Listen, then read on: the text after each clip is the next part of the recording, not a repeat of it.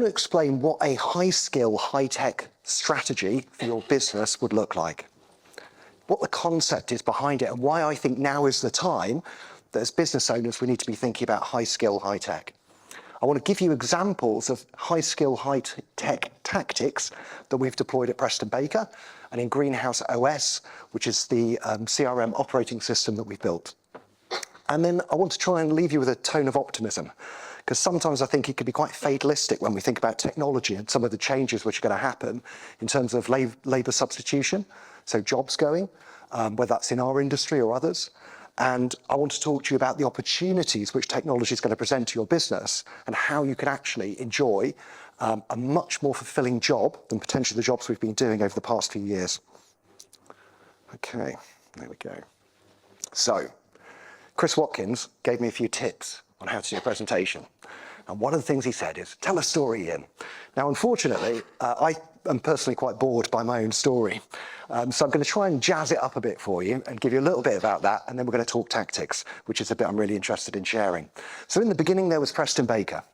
And in 2008, we set up a business, single office branch, originally as a franchise. And Sarah Jane, who's here today, joined me on that journey from when I left corporate estate agency, which I was in since I was 18. We opened 4 offices in quick succession. We eventually grew to 8 offices, a very traditional business, and we did all right. We won lots of awards. I got to meet Michelle Moan, who next time I meet her will probably be at Her Majesty's pleasure.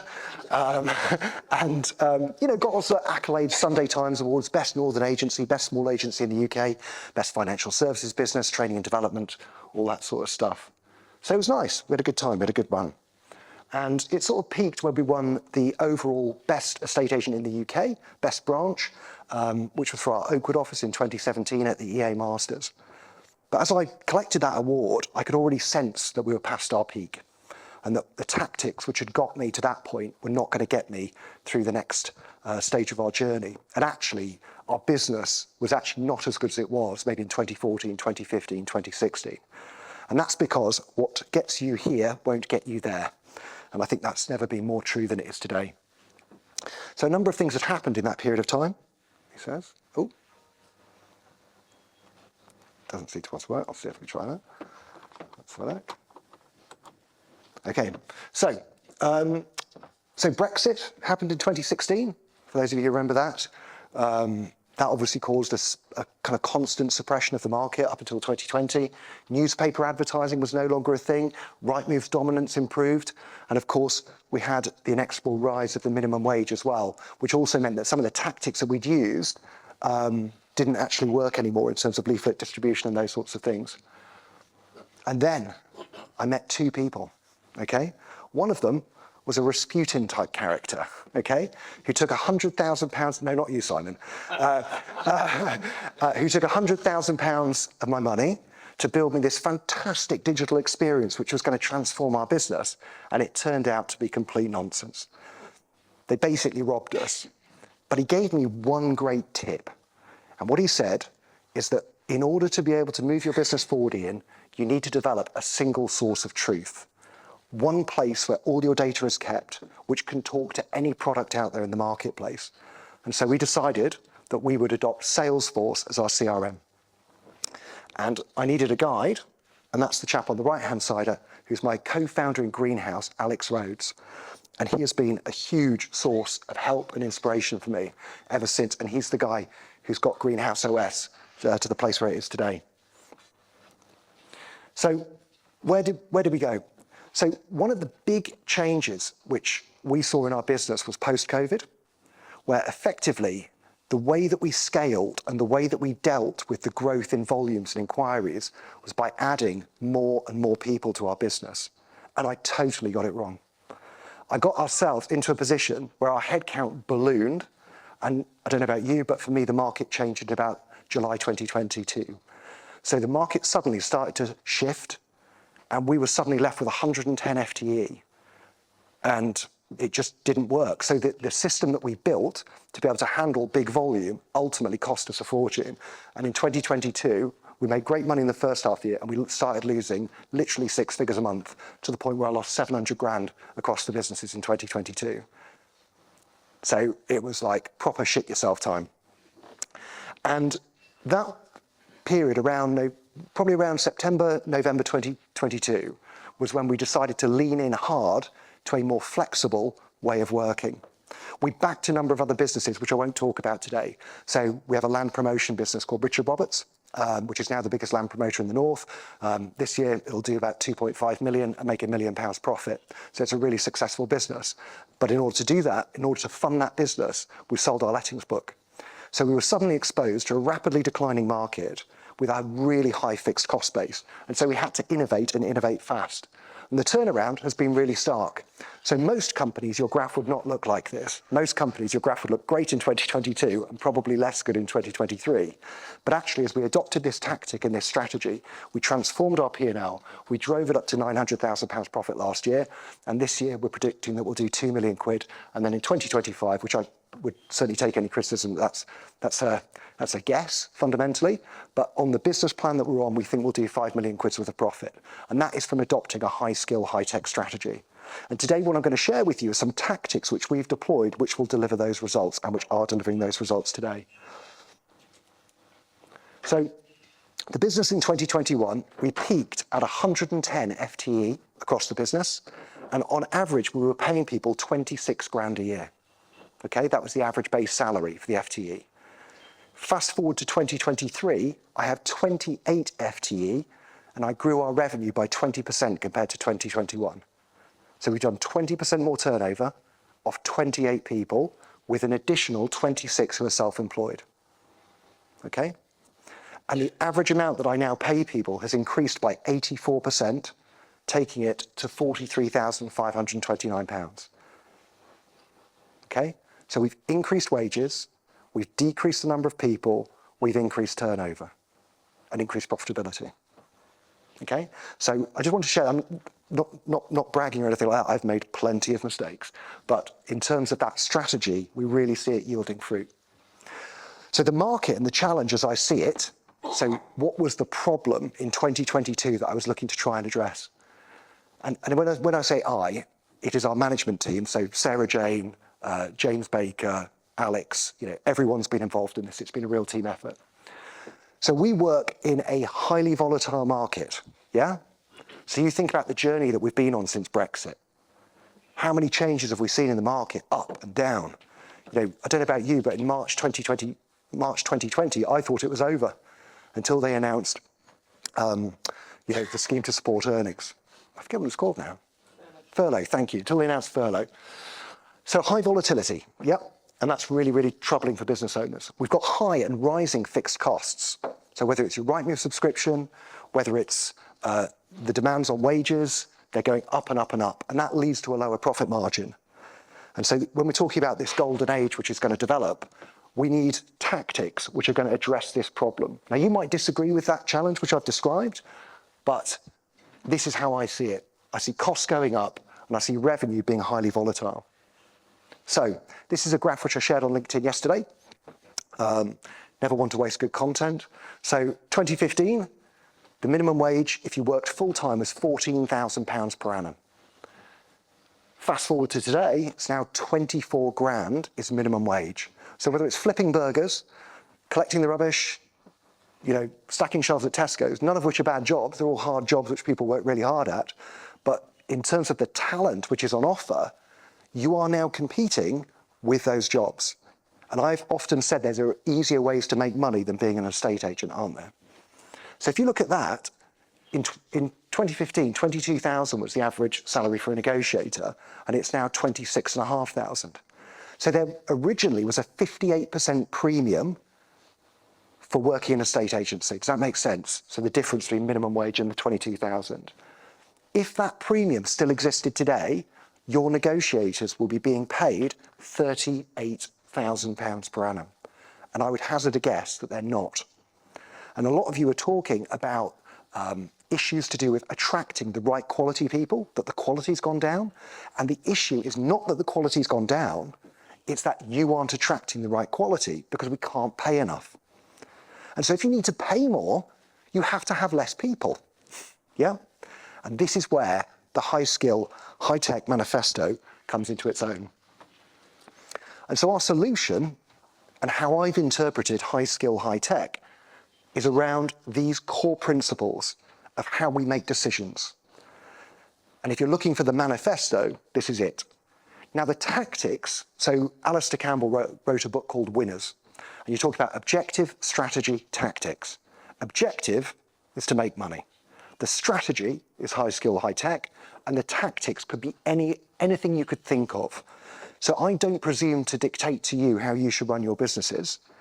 However, I'll share a couple of ideas which I think have worked. So we want to shift from fixed cost to variable cost, which means that when revenues go up, costs go up. When revenues go down, costs go down, rather than being fixed. That's away from basic salaries, and in our world, that's towards self-employment. We want to spread revenue points, and this is going to divide the room. So this is going to be one of those things where some of you think I'm completely mad, and some of you will go, that's a fantastic idea. Fewer people, better paid, and then we want to invest in value innovation, and I'll define that in a minute.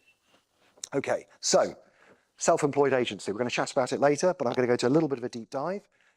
When I talked about heavy lifting, this is where we're getting into the meat and potatoes. So apologies if this is too dry, but we'll see what we do.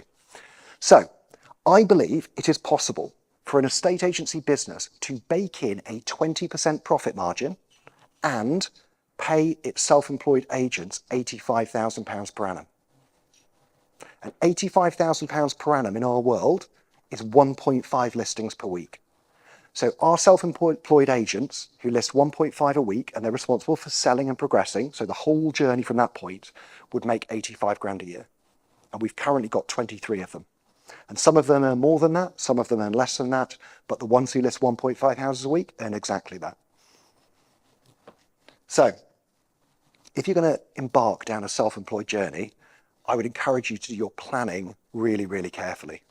Because once you do a deal with someone and they've quit their job, they've put their trust in you, you cannot change your mind.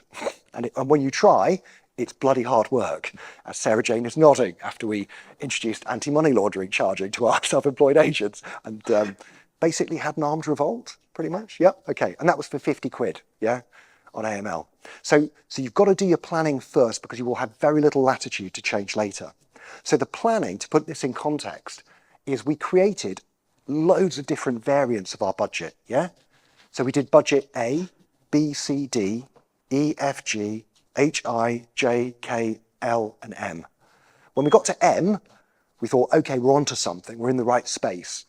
We then went M1, M2, M3, M4, M5. Sorry, M4, is that right? 6, yep, and then all the way up to 6.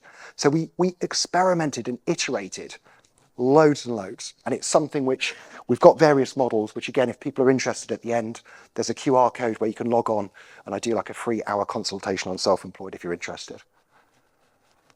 Okay, moving on. Oh, presenters left the session. Oh, Ben, there you go. Ben got me onto this. Now it's telling me that... Sorry, guys. Oh, magic. Have I still got everyone awake? I know it's quite heavy, okay? All right.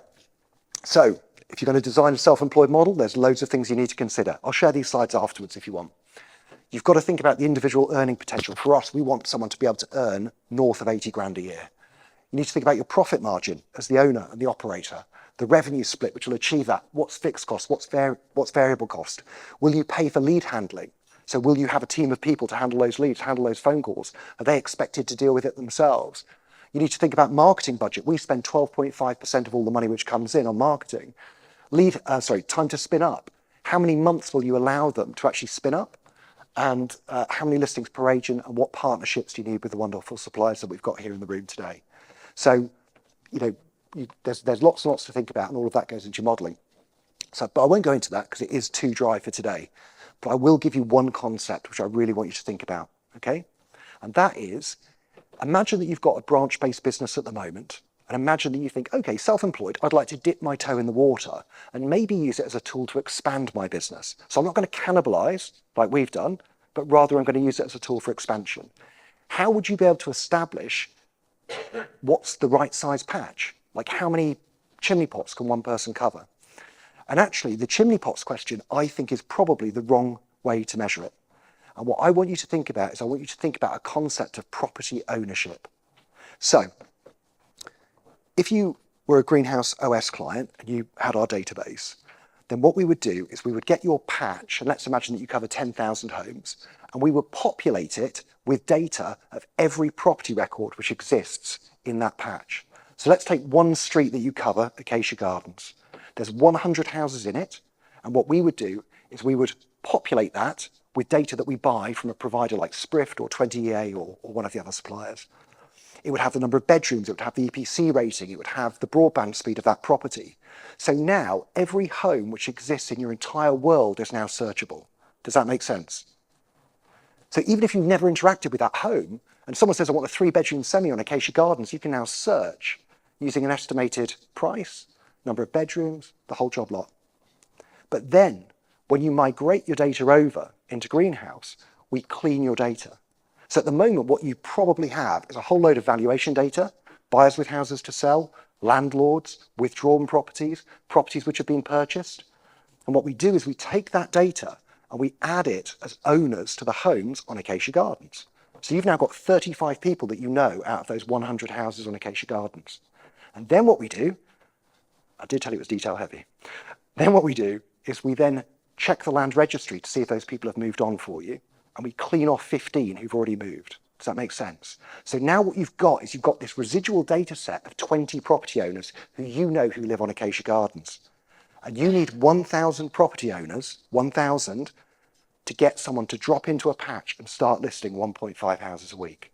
So 1,000 property owners. So in the Preston Baker world, we've got 62,000 property owners. And what that tells me is I could probably go to about 62 associates based on my current level of data. And if I wanted to grow to 100, I probably need to grow my database to about 100,000 property owners, okay? That's it, don't worry, we're done. We'll do all the detail now. Okay, but I will return to that. Okay, so, you know, if you're going to dabble with self-employment, this is how I do it. It's how we started. First one's left. Look at that. She's gone. No, I'm only joking. I'm only joking. It's like data. Okay, so yeah, so I would just think about where have I got 1,000 property owners, which is not inside my core patch. Yeah, that's how I'd start that journey if I was going to tackle it. Right. Okay, blended fees. I think self-employment's controversial. Wait for this. So what do I mean by a blended fee? So a blended fee is where you shift your revenue point. And one of the bits I want to talk about blended fees is there are 3 ways that you can charge someone. You can charge them the traditional way, which is no sale, no fee. Yep, they pay at the end, pay on completion. You can charge them all up front, where they pay for the service, not the outcome. Or you can go halfway house and you can charge them a bit up front and a bit at the end. So just a quick show of hands, how many people here currently charge anything up front as part of their core fee? 1, 2, 3, 4. Yeah? And how many people charge everything at the end? Yeah? So more. That'd be the norm. Okay. So I have some interaction on LinkedIn on this, and some people share with me that they feel that it's not ethical to charge people when they don't get the outcome that they paid for. Yeah? I think that's probably fair. So I want to just reframe that for you. The first thing is I think the consumer should have the choice. So I'm actually not pro charging everything up front. I'm actually not pro charging everything at the end. I think the consumer should have a choice. Because on this chart, no sale, no fee, these are all of our listings from last year as Preston Baker. And what you can see is that when someone is on no sale, no fee, 38% of the people who choose that product take their house off the market. So my argument to you is you are overcharging the people who do sell. And you're overcharging them because you have to charge more because you've got 40% of people who you do the job for and you never get paid. Does that make sense? So you know, fairness is all about where you stand. So I think as long as the consumer has the choice at the point where they go in, I think there's no problems with the ethics of it. So the way that we would put this into a business is we would say, what do you currently charge? So if you're a 1% agent, yeah, charge 1%, we put your fee up by 20%. We move you to 1.2. And that would be your new no sale, no fee fee. So you're now charging 1.2%. If they pay 300 quid up front, they get 20% off. So you're now back to your original fee at 1%. And if they pay everything up front, they go down to 0.8%, they get 20% off. Does that make sense? Again, quite detail heavy. But look at the outcomes. So this green bar here is the percentage of people who actually sell. So the more people pay up front, the more likely they are to sell. Only 8% of the people who paid everything up front withdrew from the market last year, compared to 38% who paid nothing. So in terms of how that works, it's all done on a slider. And we give our self-employed agents the ability to discount. So if they want to knock 5% or 10% off the fee, let's take 10%, 80% of that discount comes from them. So if you discount my fee by £1,000, 800 quid comes off your commission. And that's the way that it works in the self-employed model. So guess what's happened to discounting? Discounting's gone from 16% under our old model to 4%. And do I ever have a conversation about fees? Never. And here's the other beauty. Our revenue per transaction has gone up by 20% since adopting this model. So if you're currently making a 10% margin, you're tripling your profit. Tripling. In addition to that, the average revenue per listing, so your revenue point will shift, so you'll make more money on the listing. And on average, we're doing £800 plus VAT on listing and £3,600 plus VAT on completion. I feel like I'm giving you too many stats, but I'll give you one more. Okay, now I'm going to move on, I promise. 20% of people choose no sale, no fee. 60% pay something. 20% pay nothing. Yeah? Sorry, pay everything. Yeah? So 20% no sale, no fee. 60% something. 20% everything. And that's the split. And they choose, just to clarify. Yeah, total choice. That's it. You could just pick it from the slider. I'll jump back to that one here. There is no chance of losing the fee for the strategy. You're giving a choice, not based on. Correct. Correct. And for some people, it's right. It's right that they want to choose no sale, no fee, but they pay a premium for it, which they should, because you're taking the risk. I do professional photography on every single property. I organise a property launch. I put it on Rightmove, I put it on Zoopla, I do everything. There's no difference in service. The service is identical on every single product. Does that make sense? Okay, cool, right. Sorry, guys. Okay, right. Sorry, on that Yeah. you just raised, do you explain that to them when you're going on evaluation, explaining the different options? Yes. Saying that you're taking all the risk, like you said, if it's a percentage. Yeah. Why it's cheaper if you pay part of that. So I'll tell you what my question is, which I ask sellers if I'm in the living room, which isn't anymore, but, which is, how serious are you about selling? And of course, everyone says, Ian, I'm really serious. You go, that's great. Well, would you believe it that there are some people who are not serious about selling? And actually, they're only moving maybe for a one-off property. And the reality is that you end up paying their fee as a serious seller. So what we do for serious sellers is we give you the opportunity to contribute towards your marketing up front at a level which you feel comfortable with. The minimum amount is £300. The maximum amount is £6,000. And you can pay anywhere in between. But obviously, the more you pay, the more discount you get. Yeah, does that make sense? Cool. Shout out if there are any more questions. They've given me 45 minutes, so it feels like quite a long time to talk stats. Okay, great. All right, okay, value innovation. So we've covered self-employment. We've covered blended fees, yeah? And there's one other thing on blended fees. So I put this into two other businesses which are not Preston Baker. Both of those businesses are doing 10 grand of upfront fees a month per branch. There was one business which I consulted with who are based down south. They're listing 330 houses a month, to put it in context. They're like big volume. We ran an exercise that it would make them £1.2 million of additional profit in the first 4 months. And the reason for that is that if you imagine you've got your pipeline at its current level, you get paid out on that pipeline over the next 4 months at the same time that you're charging up front for the new listings. So for the first 4.5 months as your pipeline's turning, you get double bubble. Does that make sense? So for this particular agent in Liverpool, where we put it into a single office agency, these guys, in his first month, banked 15 grand of upfront fees in Liverpool in his first month and 44 grand in completion fees, same month. Yeah? So it just drives profitability forward in the short term. So if anyone is struggling for cash, yeah, like it's a phenomenal way to make an immediate, quick change in your business. Yeah? So anyway, but you might hate it. So value innovation. So we sort of talked about quite operational stuff, quite tactical stuff, yeah? So we're going to talk about tech and AI. How am I doing for time? Good. Yeah. Okay. Wonderful. And so value innovation, when we talk about high skill, high tech, they almost sound contradictory, don't they? Like, which one do you deploy? So tech is deployed where there's volume. Yeah? Where you've got masses of data, masses of inquiries, masses of phone calls, that's where tech really comes into its own. So we want things which both improve client experience and reduce cost at the same time. So I want to give you an example. Has anyone used Uber? Yeah? Anyone used Uber? Great. I'm not allowed to use Uber because I'm banned. The story of why I'm banned, it wasn't me, just to be crystal clear, but I am banned from Uber. So imagine that you go onto Uber, you select your journey, and then it comes up with this message saying, thank you for your inquiry. Your driver will call you in the next few days to arrange your taxi. Does that sound familiar? Well, it does if you're on Rightmove, doesn't it? Yeah? Because that's your options.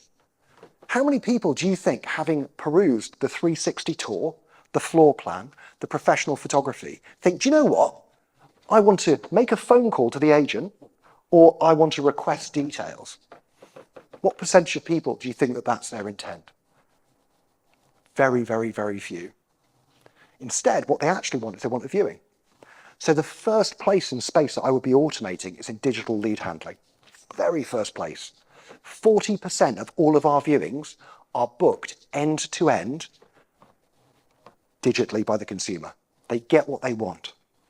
And we're a very opportunity-focused business, FS, market appraisals. But what we do is we follow up after the event, once they've completed their transaction, once they've booked the viewing that they want, and they fully register, just to be clear, before they book the viewing. All the viewing times are defined in the CRM. It's really, really straightforward for them. So the project I'm involved in now, the bit which gets me out of bed in the morning and gets me excited, is building the world's best digital negotiator. Okay? I believe that we can create a digital experience which in many ways will outperform a human being. And this is the journey that we're on. So the first thing is to automate repetitive tasks. And most CRMs are capable of delivering this.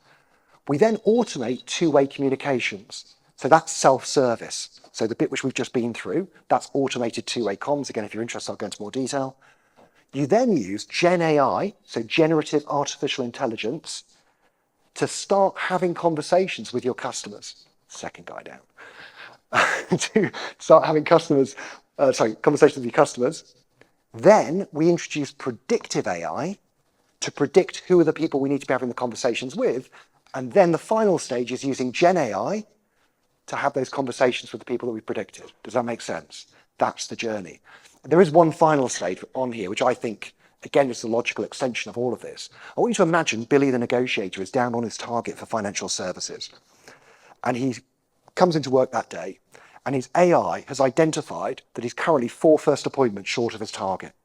So it looks at his diary and finds a slot, identifies the 10 most likely people to book a mortgage appointment who haven't been spoken to yet, and puts those into his task list for today, and asks Billy if he wants them to send them a message beforehand to try and warm them up, or whether or not he's just going to do his call out between 10 and 11. And that's where I see this going. That's the future of a highly efficient, high-skill, high-tech model. So this is an example of something which is live on Greenhouse right now.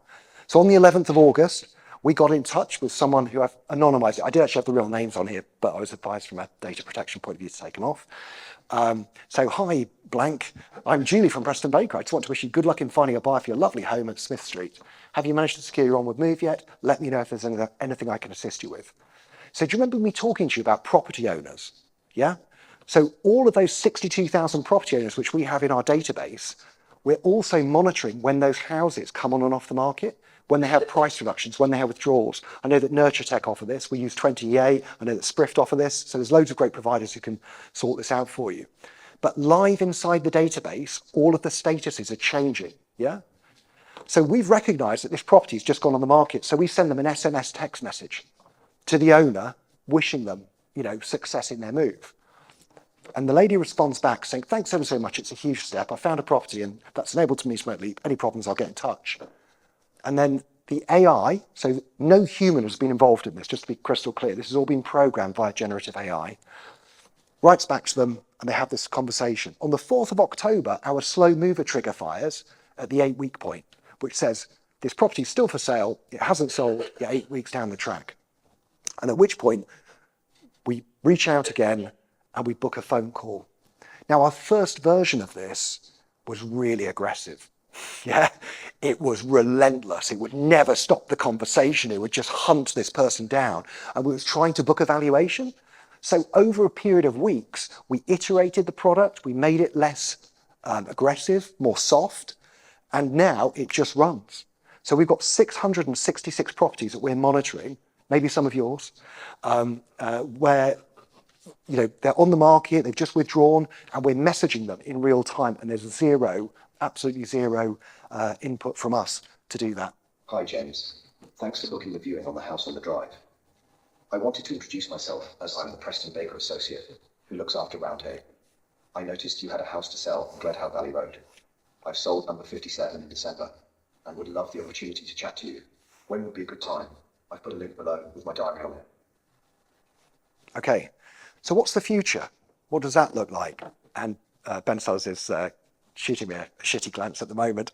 But what's the future of AI? So imagine that text message which we were having that conversation.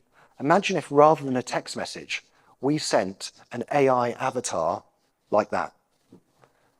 So I've recorded, so for those of you who don't know, maybe the voice gave it away a little bit. I think the voice is only 60 to 70%, yeah? But it's getting better, isn't it?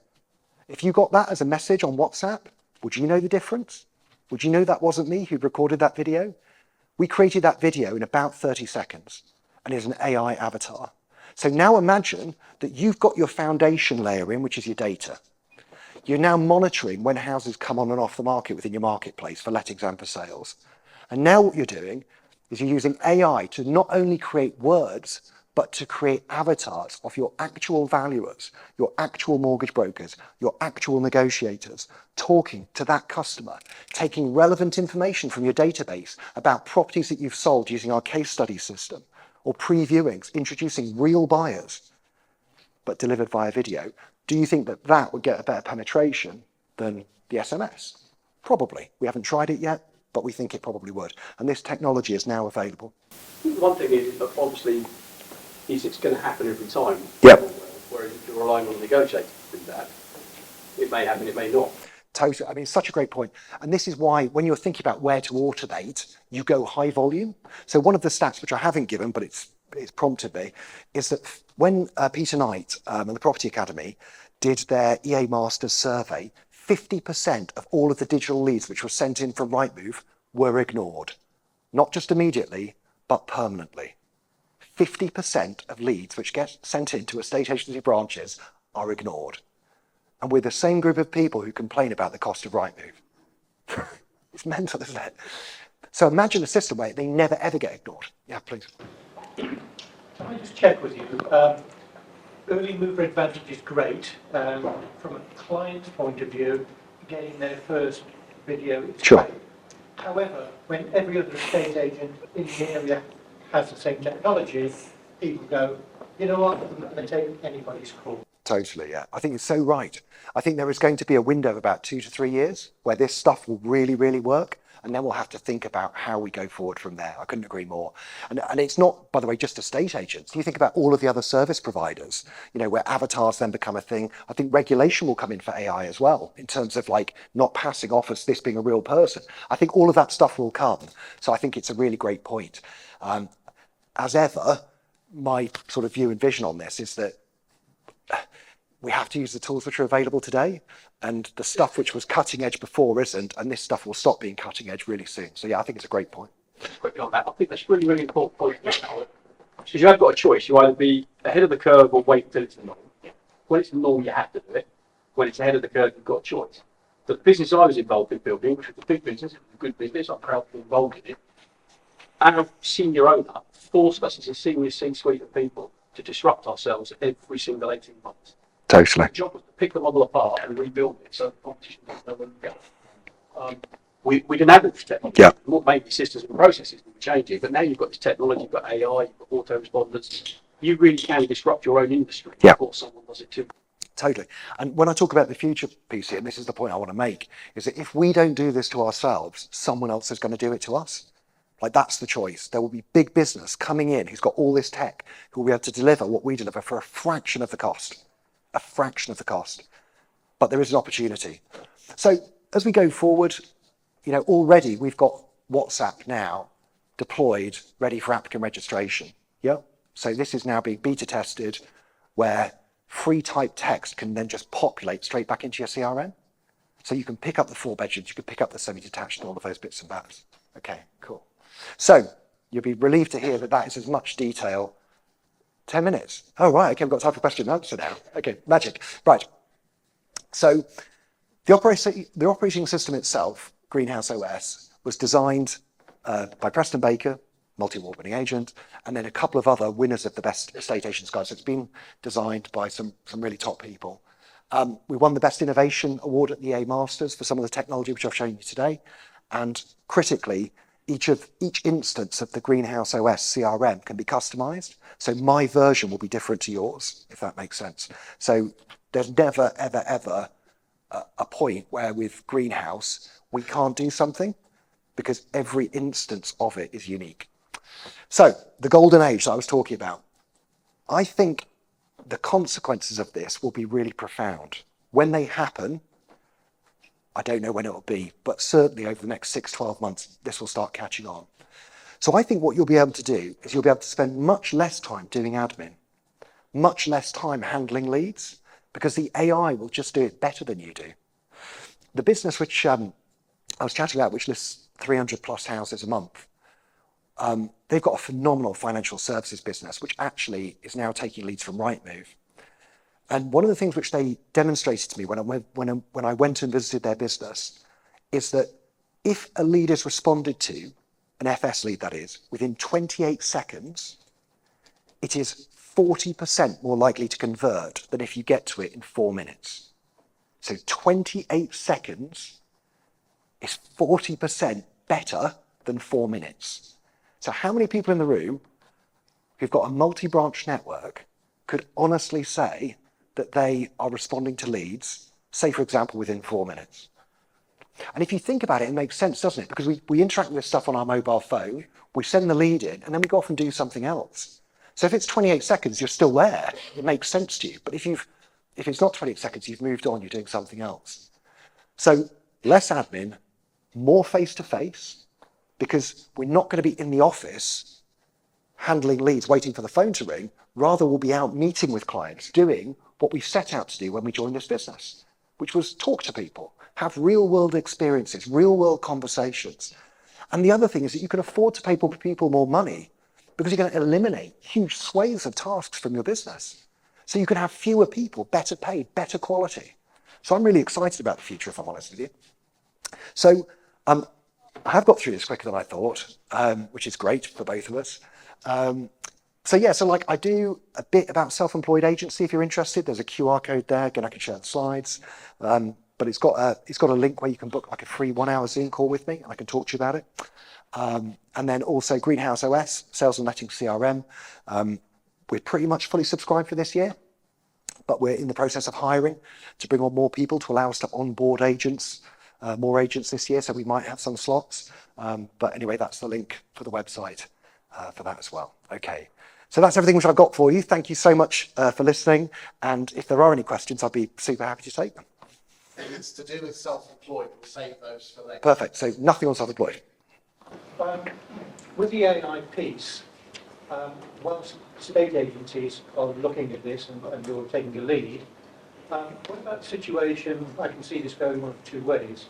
Rightmove goes, oh, what a great idea, and then they take over a large piece of that, and then state agents do even less. On the other hand, AI could go completely the other way, where properties are found not on Rightmove now, but through AI algorithms. Totally. Which way do you think it may go in the longer term? The short answer is I don't know. But what I would say is that the golden age still exists in either of those scenarios. Because the thing about moving home is that what I think we have the opportunity to be is a trusted advisor. My experience, and the reason that people like Strike and Purple Bricks have not succeeded, is because I don't think consumers need lower service. I think they need higher service. When you think about the moments that we touch people's lives in, they're the big moments. And you don't just want it to be done on AI. You need the reassurance of a human being who's been through it. And actually, what I think this technology will do is, regardless of whether or not Rightmove chooses to basically become a property sourcer, and actually effectively goes direct to consumer, or whether or not another company comes in, it's delivered via social media, that is only how the initial introduction will happen, rather than the actual meat and potatoes of where I see our jobs going to, which is as a trusted advisor. Now, of course, we have to create value to justify that and justify charging people for that. But that's my view. So I don't know, but Ian did have a view. Well, I think the important thing there is it's going to come down to the industry. I think we make that decision. And I think the industry is already starting to divide between those that are subservient and in need of Rightmove because they are the reason they exist, to those that are grabbing this. So if you're late to the game with this technology, you are going to be vulnerable to whoever. Rightmove, probably Rightmove aren't your biggest enemy. You could argue there are much bigger players than Rightmove now circling the AI space and looking. But if you take control of your data, you start mining it now, you start creating a position where you can make choices. At the moment, you don't have a choice. It's a difficult choice to make to come on the right. But the fact of the matter is, if you wait and be the people that do this because you have to, because your competitor have got advantage over you, you will be vulnerable to whoever, whether it's a competitor or a new player or Rightmove or one of the big established people. So it's really simple: disrupt yourself, or be disrupted either by a competitor or by somebody bigger than you. So we talk about weaponizing your database. Yeah, it's why would someone come and join me on a self-employed model where they're roughly going to get a 50-50 cut, but they'll earn 85 grand, rather than joining EXP and getting a 70 to 80% cut? And it's because of the data. And the thing is that you all are sitting on a gold mine, but it's in general, and I'm making a massive assumption here, badly organized and not current, not live. And the trick is to take that hard-won database that you spent all of those Rightmove fees building and turn it into something which is useful. Like, so for example, one of the other applications which I'm really interested in is off-market. So now you're in an environment where in the Preston Baker world, we have 1 million properties logged in our database, which we can search. 4 minutes, okay, great. Which we can search. And so the consequence of that is that if someone comes in and says, hey, I'm interested in a really specific niche search, we can now search the whole market, not just the 1% which is listed on Rightmove. And that suddenly opens up a whole other range of services which you can be offering because you've got the information and you are then the unique custodian.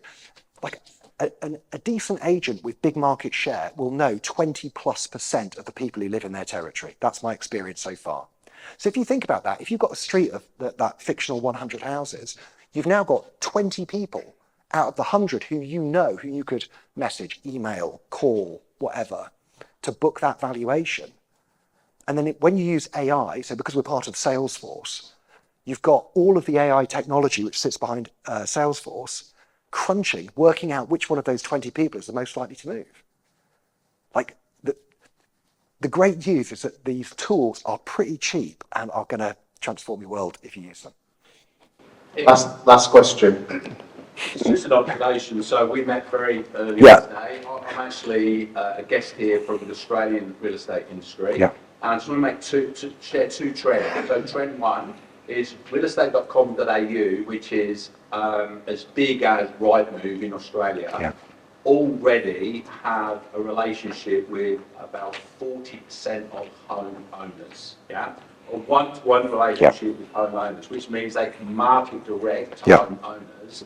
And that's come about because the real estate industry in Australia have been slow at building those relationships in those communities, which has opened the door to realestate.com.au. I don't know whether or not Rightmove do that or not. That's one trend. The other trend is the real switched on offices are now finding an alternative way of marketing their property to realestate.com.au because they've been early adopters on a lot of the stuff that you talked about. And so, there are real estate offices or groups in Sydney where 40% of their listings never ever go onto Rightmove Yep. because they can actually list and sell and build their brand through AI and other forms of technology.